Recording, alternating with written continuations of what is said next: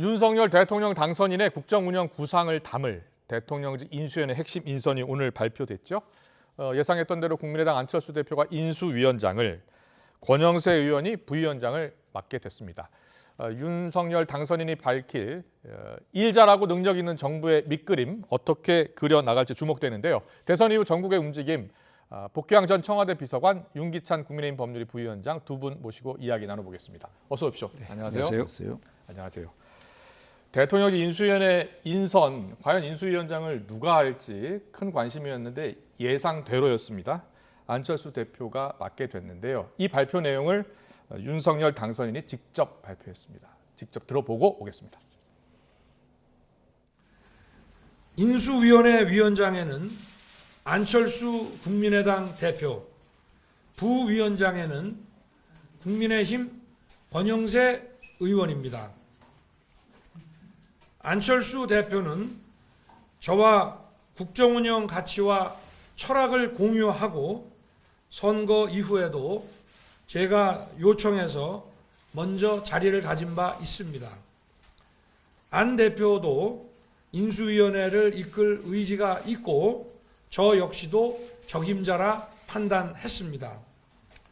권영세 의원은 잘 아시다시피 풍부한 의정 경험과 경륜으로 지난 선거 과정에서 유능하고 안정적인 리더십을 보여주었습니다. 안철수 위원장과 함께 정부 인수 업무를 성공적으로 이끌 것으로 생각됩니다. 네, 사실 지난주 금요일에 윤석열 당선인이 안철수 대표와 만났고 점심 식사를 했기 때문에 그 자리에서 제안이 있고 수락이 있을 것으로 예상했거든요. 그런데 이틀이 걸렸습니다. 어떤 이유 때문입니까? 글쎄 뭐 구체적인 경위는 잘 모르겠지만 그만큼 신중히 의논을 했다고 봐야 되겠죠. 예. 그러나 어쨌든 처음에 선거 과정에서 있었던 네.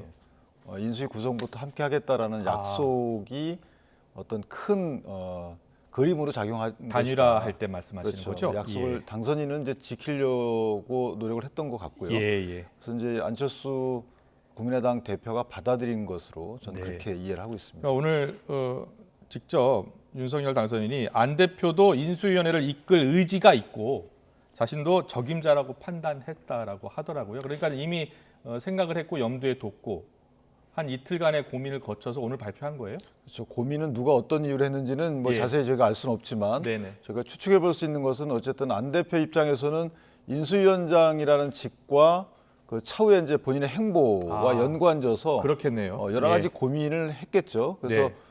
그런 고민의 시간이 좀 걸린 게 아닌가 저는 그렇게 생각하고 있습니다. 그렇군요. 앞으로 안철수 이제 위원장의 행보에 대해서도 짚어보겠습니다. 우리 복귀왕 전 비서관님께서는 청와대에 언제 계셨었죠? 2019년 있었습니다. 예, 그랬군요. 더 잘 아시겠네요. 이제 그 인수위원장에 안철수 대표가 선임될 것이다 예상하셨었죠? 선거 과정에서 인수위부터 해서 정부 운영까지 같이 하겠다. 네. 그리고 안철수 당시 후보께서는 행정 경험이 없어서 행정 분야에 대한 경험을 쌓고 싶다. 뭐 이런 말씀까지 하셨으니까 예. 어찌 보면 당연한 결과 아닌가. 그리고 인수위원장을 만약에 안철수 대표가 안 됐을 경우에는 오히려 선거 과정에서의 약속을 안 지키는 거 아니냐라는 그런 불협화음들도 예상할 수 있었었는데 네. 전 자연스러운 흐름 아닌가 싶습니다. 자연스러운 흐름이다. 민주당 입장에서는 어떻게 보세요? 안철수 인수위원장 카드 어떻게 보세요? 국민의힘에서 선거 과정에서 했던 약속이기 때문에 같이 당연히 지킬 통합 것이라고 정치도 한번 봤고 해보자라는 제안도 하셨잖아요. 그렇습니다. 그런데 이제 전에 우리가 말씀드렸던 것처럼 우리 민주당의 통합 정치는 각 당을 지키면서 그 정치 통합, 정치 개혁을 얘기를 했던 것인데 이제 지금 뭐 그 통합 절차가 진행이 되고 있을 텐데 지난번에 한번 언론을 보니까 사무총장 간 만남도 진행된다고 하고 그래서 지금은 이제 국민의힘이라는 그런 하나의 당 내에서 안철수 전 대표의 역할이 어떻게 갈등을 최소화시키면서 인수위원장과 또 향후 활동까지 해나갈지 사실 뭐 저희 민주당의 관심거리뿐만 아니라 국민의 관심거리 아닌가 싶습니다. 그렇습니다. 부위원장에는 선대 본부장을 맡았던 권영세 의원이 맡게 됐는데 앞서 기자들이 질문을 하니까 권영세 의원이 계속 고사를 했다고 하더라고요. 힘들다고. 힘들었다고. 고생 많이 하셨죠. 예. 사실은 위기가 없었던 것도 아닌데 그때마다 경험과 상당히 유연한 리더십으로 잘 이끌어 왔거든요. 예. 선대 조직을. 그래서 되게 뭐 피곤하다는 시기였는데 예. 어쨌든 그러나 안철수 위원장이 인수위원장으로서 어떤 좋은 역할을 하시겠지만 예. 중간중간에 어차피 국민의원 추천 문제도 있을 테고 아, 이런 여러 가지 인수위원회 운영 과정에서 조율 역할을 좀 잘 하시지 않을까. 그렇군요. 당선인 입장에서 그런 역할을 염두에 두고 예, 예. 거듭 아마 권한 게 아닌가라는 생각이 들고 예, 예.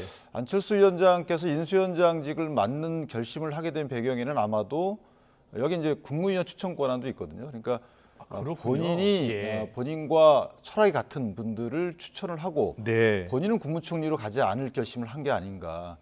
그리고 본인은 또 다른 예. 정치적 행보를 염두에 두고 고민한 이후에 아마 결심을 하지 않았나라는 생각을 합니다. 그렇군요. 이 공동 정부 그리고 단일화할 때 과연 안철수 후보가 단일화를 하면서 혹시 총리직을 염두에 둔 것이 아니냐 이런 이야기가 있었는데 일단은 인수위원장을 맡음으로써 본인이 본인을 추천할 수 없으니까 총리직을 맡지 않겠다라는 생각 아니겠느냐 이렇게 이야기해 주셨어요. 어떻게 보세요? 글쎄요, 뭐 예상이라는 게 뭐 늘 빗나가는 예. 경우가 많으니까 네. 그렇기는 하지만 공동정부 운영에 있어서 총리직을 맡지 않는다라고 하면 아, 그 안철수 대표의 그 생각 네. 그리고 정부 운영에 있어서의 통합이라고 하는 건 일정 정도의 또 지분 또한 필요한 거 아니겠습니까? 그렇군요. 이런 부분에 대해서 어떻게 담보할 것인지에 대한 의구심이 아마 안철수 대표에게 생기지 않을까. 예. 그래서 역대로 이렇게 보면 인수위원장이 늘 총리 하마평에 올랐던 사례가 있었습니다. 네. 그래서 저는 이번 두 분의 단일화를 통해서 정부가 탄생되는 것이기 때문에 인수위원장부터 총리까지 가는 것들도 어찌 보면 선거 과정에서 약속을 지키는 과정 아니겠느냐 이렇게 생각을 해요. 그렇군요. 그렇다면 살아있는 카드다 여전히. 저는 뭐 살아있는 카드 중에 하나가 아닐까 싶어요. 그런데 이제 역대 저희 헌법상 보장된 국무총리의 강요 제청권, 예. 국무위원 제청권 관련돼서 그러니까 정부 초기에 시작할 때는 또 인수위원회에서 사실 추천을 한단 말이죠. 그렇군요. 그러니까 예. 결국은 인수위원장이 결국 추천권을 갖고 있다라고 볼 여지도 없지 않아 있어요. 네. 거기에 국무총리 및 국무위원이기 때문에 추천 및 검증 권한을 행사해서 네네. 어떻게 보면 공동정부 구성에 관련된 이런 선거 과정에서의 단일화의 약속 이 부분은 거기에 녹여낼 수 있는 것이고 네. 안철수 대표의 입장에서 보면 국무총리직의 수행이 본인의 정치적 행보와 관련돼서 결코 불리하게 작용될 수도 있어요. 그러니까 어떤 정부 이유 초기이기 때문이죠? 때문에 예. 윤석열 정부의 국정 철학을 수행하는 역할을 거의 할 거란 말이죠. 같이 이제 철학을 수립했기 때문에 네. 인수위에서 역할이 이제 국정 기조를 또 정립하는 거잖아요. 그렇다면 차별화가 일단 안 됩니다. 아. 그리고 사실 행정이라는 것이 이제 국민적 시각에서 보면 처음에 박수 쳐드리다가 이제 잘못한 부분이 부각될 수밖에 없는 것이고 그다음 본인의 정치적 몸집이 커진다기보다는 작아지고 실정에 대한 책임 부분만 또 부각될 수가 있어서 제가 개인적인 생각은 안철수 대표 입장에서 보면 총리직을 굳이 안 할 것 같다라는 생각을 좀 해왔거든요. 오히려 집권당 대표로 가겠죠. 근데 하겠죠. 지금 여소야대 상황에서 본인이 이제 총리로 지명이 돼도 국회에서 인준되는 게 또 문제일 것 같아요. 특히 단일화하는 과정에서 민주당이 그 단일화를 굉장히 비판하지 않았습니까? 네, 네. 그렇기 때문에 안철수 대표가 총리로 지명이 돼도 국회에서 인준받기 어렵지 않을까요? 정치적 이유로 인준을 미루거나 거부하거나 하기는 어렵다고 보고요. 예, 예. 다만 저희가 지난 정부를 운영하는 과정에서 사실 장관이나 국무위원 인사청문회가 너무 어렵게 거의 뭐 마녀사냥식의 흠집내기처럼 진행되다 보니까 예. 유능한 사람들이 피합니다. 그래서 인사청문회법을 좀 손을 보자라는 말씀을 여러 차례 드렸었는데 아니라고 해서 안 받아주셨거든요. 예. 이제 그것이 지금은 이제 부메랑으로 돌아갈 그런 시점이 됐는데 안철수 대표가 검증에 맞는 자기 삶을 살아오셨다라고 하면 무슨 문제가 되겠습니까? 다만 대통령은 될 수 있으나 선거를 통해서 인사청문 과정은 훨씬 더 혹독하고 정밀하기 때문에 그러한 과정에서의 문제가 없고 국민 눈높이에서 총리로서 업무 수행을 하는데 아무 문제가 없다라고 하면 오히려 그것을 통과해서 그 정치인 안철수로서의 입지는 더 탄탄하게 자리 잡게 되지 않을까 저는 이렇게 전망합니다. 알겠습니다. 그리고 이제 조만간 인수위원 24명 이제 발표가 될 예정인데요. 그동안 워낙 국민의힘이 청와대 인사검증 시스템이 무너졌다고 워낙 비판을 했기 때문에 이번에 어떤 인사를 등용할지 인사검증을 어떻게 할지 상당히 주목이 되거든요. 어떻게 인사검증하고 있고 언제쯤 발표될 것 같아요? 그래서 구체적인 내용은 잘 모르지만 어쨌든 인사 명단은 어느 정도 확정이 되지 않았나라는 생각을 해요. 아, 그러니까 그렇군요. 추천된 인사 명단이죠. 지금 인사 명단을 갖고 있고 지금 인사검증 중이겠네요. 검증을 하고 있는 것으로 알고 있는데 어쨌든 예. 검증이라는 그 수위가 이제 정부 출범 전이기 때문에 사실상 갖고 있는 수단이 많지는 않습니다. 그렇겠네요. 그러니까 정부의 예. 인사검증 시스템을 저희가 활용할 수 있다고 하더라도 사실 그 정부 출범 이후에 청와대를 주축으로 한 인사검증 시스템을 따라가기 어려워서 예. 어쨌든 최선을 다하고 있는 것으로 그렇게 알고 있습니다. 알겠습니다. 근데 윤석열 대통령 당선이 오늘 기자들을 이제 여러 질문을 받고 이야기를 하는 과정에서요. 그 여성 할당제 네. 또 영호남 지역 안배 고려하지 않겠다고 했거든요. 그 윤석열 당선인의 이 인사 스타일을 어떻게 보고 계세요? 실용 좋게 얘기하면 실용, 예, 효율 예, 이렇게 얘기할 수 있는데 자칫 네, 속도를 내려고 하다가 국민 통합의 과제가 최우선이다라고 뭐 당선인께서도 말씀을 하셨는데 네. 그 가치를 놓치게 되지 않을까라는 우려를 저희는 좀 이 과정에서 하게 됐습니다. 그동안 민주당은 여성 할당제, 영호남 지역 안배 고려를 많이 했었죠. 기본적으로 예. 지역 배려와 또 그 성별 배려 네. 이 부분에 대해서는 뭐 기본적인 그 전제 조건이고 지방 정부까지도 각종 위원회를 구성하는 데 있어서 최대 40%까지 여성의 비율을 높이자. 그로 인해서 네. 여성들의 사회 참여를 좀 높여내야 된다라고 했었는데 예. 현재는 이제 이런 부분이 뭐 향후에는 어떻게 될지 모르겠습니다만 배려가 고려가 안 되고 있는 것 같아서 네, 최우선 첫 번째 과제인 국민 통합에 대한 메시지를 우리 국민들에게 어떻게 드릴까 이런 우려가 하나가 있고 네. 조금 아까 이제 인사 검증 과정에서도 말씀하셨지만 예, 청와대 인사 검증에서도 굉장히 어렵습니다. 본인이 뭐 수백 페이지짜리 이제 뭐 비서관 갈 때도 마찬가지로 다 제출하는데 예. 결국은 그것만 보고 위법이다 아니다라는 정도 내에서만 판단을 하기 때문에 이것이 국민 눈높이에서 어떤 일이 있었는지 그리고 이분이 사생활하면서 또 어떤 실수가 있었는지 이런 것들이 안 나와요. 네, 그래서 인수위 과정에서는 더 그럴 거라. 그래서 아마 그 저는 조심해야 될 부분이 뭐냐면 예, 지난번 국민의힘의 선대위 과정에서 보면 네, 국민 눈높이에 안 맞는 선대위원들의 선임이 여러 차례 있었습니다. 역사적으로 국민들이 충분히 문제제기를 할 수 있는 분 뭐 임명했다가 예. 며칠 만에 처리하고 이런 부분이 있었는데 저는 각 분야에 맞는 그 철학과 가치를 지니신 분들이 인수위원으로 오시면 저는 뭐 민주당도 박수를 쳐주고 국민의당도 박수를 쳐줄 텐데 그런 부분에 있어서 어긋나는 생각을 갖고 계신 분들이 오시면 저는 시작부터 국민들에게 질책을 받을 수 있겠다 그렇군요. 이런 좀 생각을 윤기정 해봤습니다. 부위원님. 근데 과거 국민의힘 같은 경우에도 윤석열 당선인의 스타일이 이렇다 하더라도 국민의힘도 여성 할당제라든지 지역 균형, 영호남 안배 굉장히 신경 쓰지 않았었나요? 그러니까 아니 그거는 그 철학을 부정하는 건 아니에요. 예, 예. 일단 먼저 인사검증 문제는 네. 인사검증의 가장 피해될 부분은 철학은 검증하기 어렵지만 사실은 파악하고도 그럼에도 불구하고 임명하는 경우죠. 아, 그런 것이 사실 계속 문제가 됐던 거예요. 네. 파악을 못한 부분은 사실은 고쳐가면 되는 것인데 네. 분명히 해당 사항을 파악했는데도 불구하고 해당 인사를 임명하는 경우 이런 경우가 종종 있었죠. 그래서 이런 부분에 대한 비판인 것이고 네. 자 그런 영호남 그 균형 발전 내지 남녀 차별 문제 이런 부분은 사실은 철학이 다르다는 건 아닙니다. 네. 방법이 다르다는 거예요. 예를 들면 예. 지금 영호남 지역 차별 문제를 시정하기 위해서 뭐 인재를 등용한다. 네. 해당 인사만 좋은 거예요. 예를 들면 그 해당 인사가 과연 대표성이 있는지도 문제일 뿐더러 한두 사람 등용해서 이 사람이 그런 영호남 차별 문제를 해결하냐 그게 아니죠.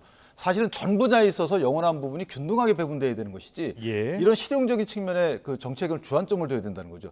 남녀 문제도 똑같습니다. 남녀 문제도 또는 청년 문제도 똑같아요. 청년 한둘 등용해서 그분들이 과연 그런 정책을 시행해서 그런 그 어떤 정책적 효과가 퍼져 있느냐 사실 그렇지 않아 왔다는 거죠. 그래서 예. 여기 이런 반성에서 시작을 하는 거예요.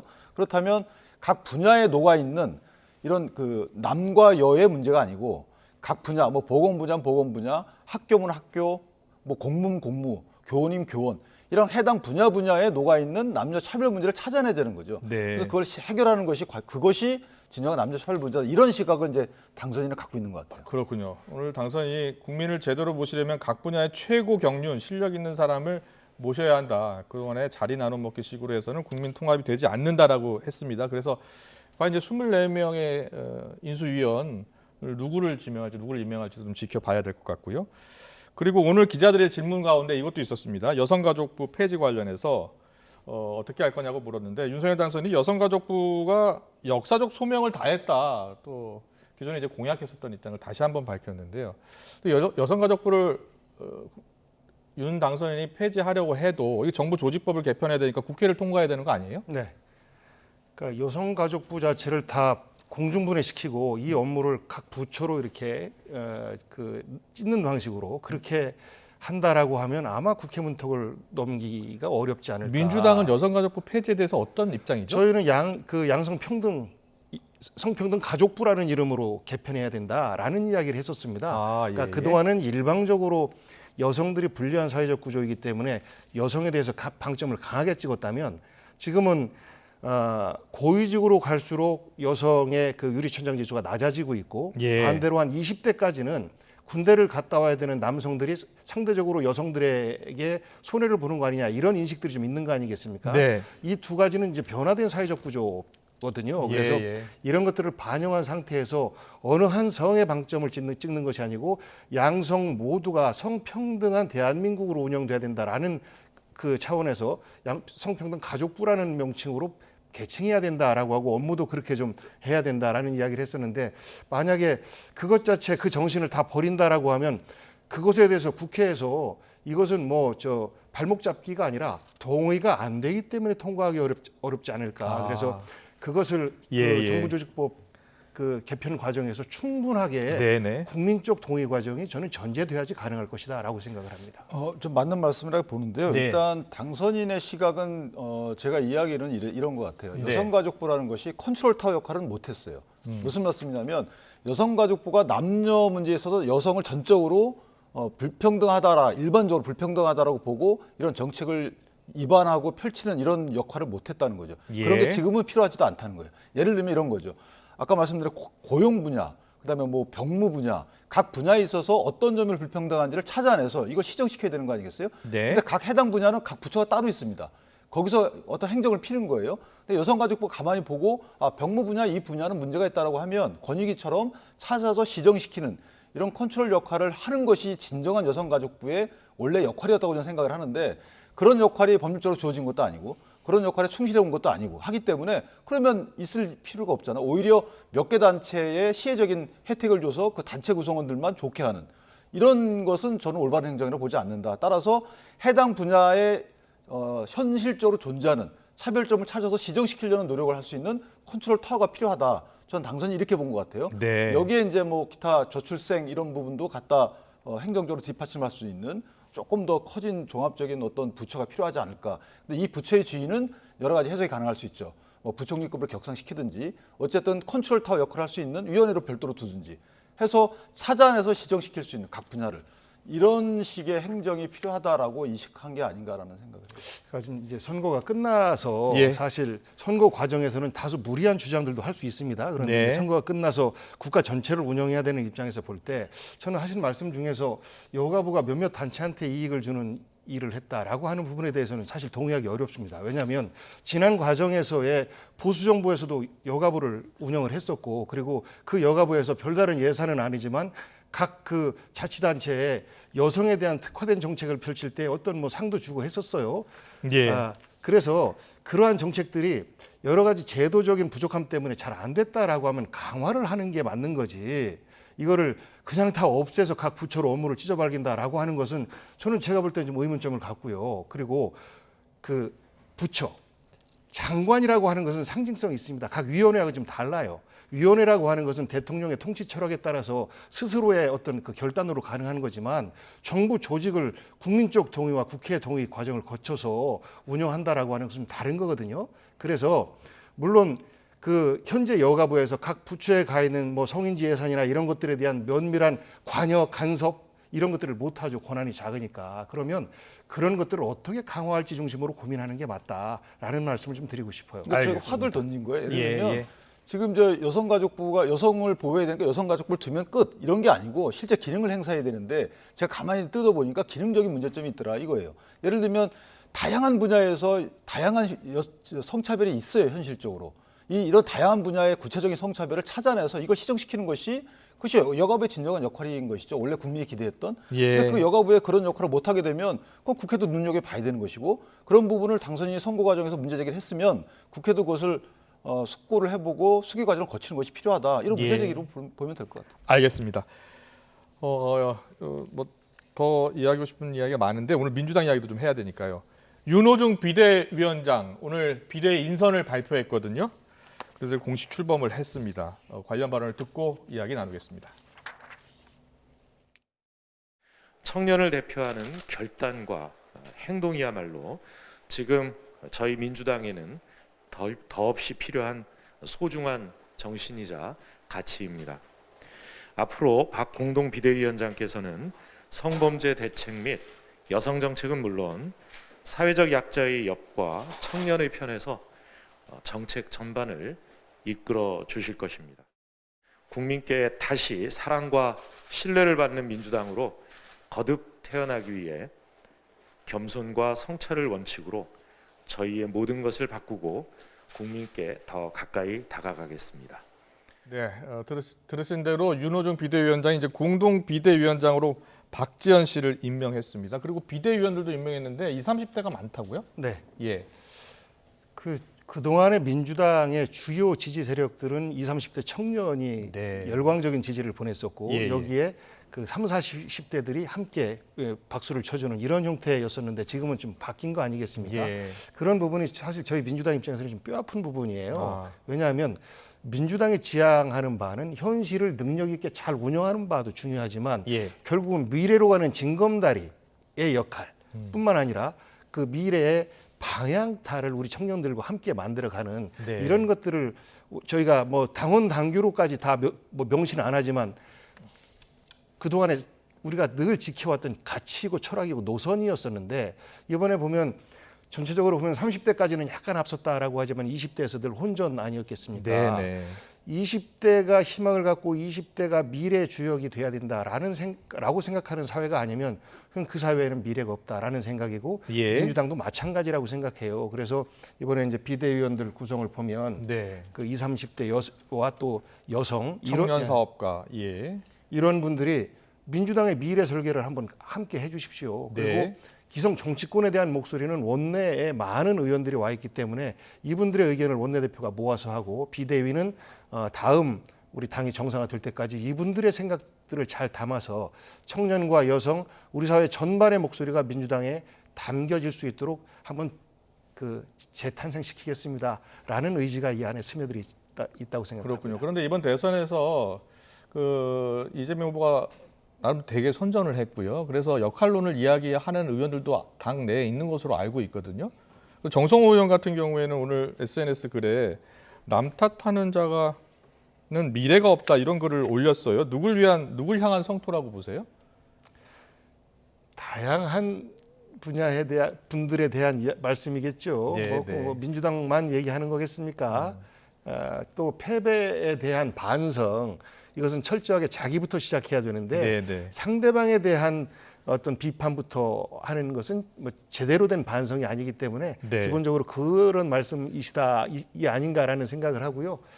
그 이재명 그 전 후보에 대해서 뭐 등판론을 말씀하시는 분들 뭐 여러 생각들은 있으실 수 있겠죠. 그런데 지금은 아직은 좀 이른 것 아닌가. 그리고 자연스럽게 시대가 이재명을 다시 부를 때가 오지 않겠느냐. 그때까지는 민주당 스스로가 자강을 위한 노력들을 하는 것이 저는 바람직한 방법 아니겠느냐는 생각을 가지고 있습니다. 그동안 이재명 후보도 그랬고 송영길 대표도 그랬고 비주류가 그동안 비주류가 주류가 됐다 이런 이야기를 많이 했기 때문에 그래서 민주당 이번에 대선에서 패배하면서 당내에 혹시 주류와 비주류 간에 한번 다시 또 갈등이 있는 것 아니냐 이런 이야기들이 있었거든요. 어떻게 보셨어요? 저는 지금 이게 갈등의 시초라고 보는데요. 네.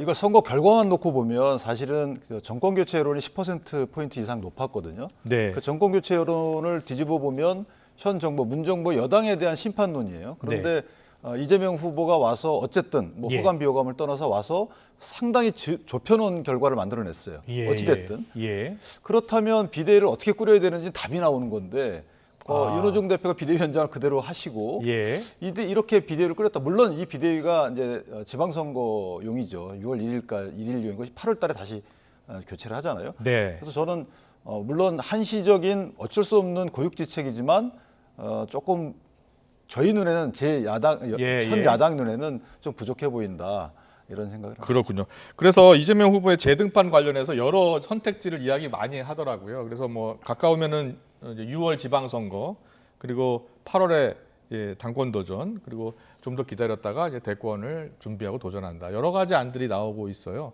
어떻게 생각하세요? 이건 아무도 모를 것 같은데요. 네, 물론입니다. 당사자께서도 아직 어떤 결심을 안 하셨을 것 같고 예. 다만 조금 전에 말씀드렸던 것처럼 한번 우리 국민들에게 그 작은 표 차이지만 네. 패배를 했고 그러면 다음 시대를 어떻게 이끌어 갈지에 대한 자기 공부와 준비를 해야 되는 시점 아니겠느냐라는 것이 아마 일반론일 거예요. 그리고 당장 패배의 어떤 상처도 치료하지 못했는데 와서 또 우리를 위해서 뛰어달라라고 이야기하는 것 자체도 어찌 보면 인간적으로도 좀 너무 가혹한 것 같다라는 생각을 하고요. 지금 보면 인수위 구성이나 이런 것들이 좀 빨리 돌아가지 않습니까? 생각보다. 그리고 저희 민주당도 비대위 구성이나 이런 것들이 생각보다 빨리 진행될 수밖에 없는 것이 앞으로 이제 3월달 지나고 나면 지방선거로 빨려 들어갈 수밖에 없습니다. 6월 초잖아요. 6월 1일인가요? 그렇습니다. 6월 1일 날 선거기 때문에 4월, 5월 2달밖에 안 남아요. 그러네요. 그래서 그 새로운 정부의 허니문 기간도 그만큼 짧아질 수밖에 없는 것이고 사실 그 5월 10일 날 취임하시고 나서 한 6개월 정도는 이제 허니문 기간인데 지금부터 4월 달부터는 다시 또 지방선거로 해서 서로 양당이 또 대립할 수밖에 없는 이런 상황이라서 최대한 빨리 현재 일을 정비하고 6월 1일 지방선거를 맞이해야 된다라는 인식들이 양당에 모두 깔려 있는 것 아닌가라는 좀 전망을 해봅니다. 그렇군요. 알겠습니다. 뭐 하실 말씀 있으세요? 아닙니다. 알겠습니다. 여기까지 듣겠습니다. 대통령제 인수위원회 위원장에 안철수 대표가 임명이 됐고요. 조만간 인수위원들도 발표가 될 것으로 보입니다. 오늘 관련 정치권 이슈 분석해봤는데요. 복귀왕 전 청와대 비서관 윤기찬 부위원장님과 함께했습니다. 잘 들었습니다. 고맙습니다. 고맙습니다. 감사합니다. 고맙습니다.